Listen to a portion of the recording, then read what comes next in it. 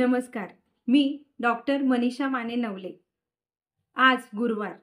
स्वामी समर्थांचे नाव घेऊन मी आज एका महान कार्याला सुरुवात करत आहे. मिशन ज्ञानराधा, जिथे सर्व गोरगरिबांचे पैसे अडकले आहे. मी एक डिपॉझिटर आहे, श्रीरामपूर येथील ब्रांचची.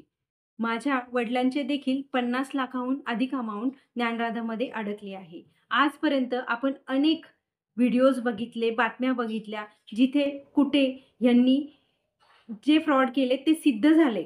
तरीही सरकारकडनं त्यांना अटक झाली आहे. अर्चना कुटे ह्या तरीही फिरत आहेत. आज आपल्याला आपल्या पैशासाठी लढा द्यायचा आहे.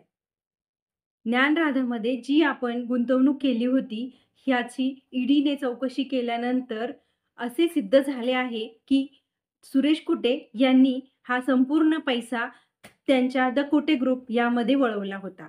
परंतु आपल्याला कोर्ट पुरावा मागतं. त्यासाठी आपल्याला ईडीने जे ऑडिट केले त्याचा रिपोर्ट मागवायचा आहे आणि तो मागवण्यासाठी मी आज सर्व सभासद यांना एकत्रित गोळा करण्याचं काम ऑनलाईन प्लॅटफॉर्मवर करणार आहे. त्यासाठी आम्ही वेगवेगळे व्हॉट्सअप ग्रुप क्रिएट केलेले आहे. प्रत्येक शाखेतील सभासद ज्यांचे 1000 रुपयापासून कोटीपर्यंत अमाउंट असेल, अशा सर्वांनी आज एकत्र यायचं आहे.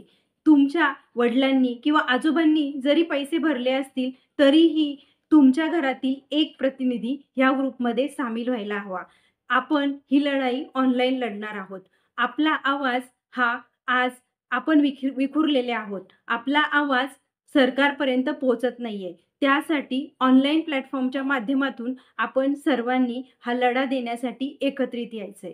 तर मी सर्वांना या व्हिडिओमार्फत असे आवाहन करते की लक्षात ठेवा, अन्याय करणारा हा गुन्हेगार असतोच, पण अन्याय सहन करणारा हा त्यापेक्षाही मोठा गुन्हेगार असतो.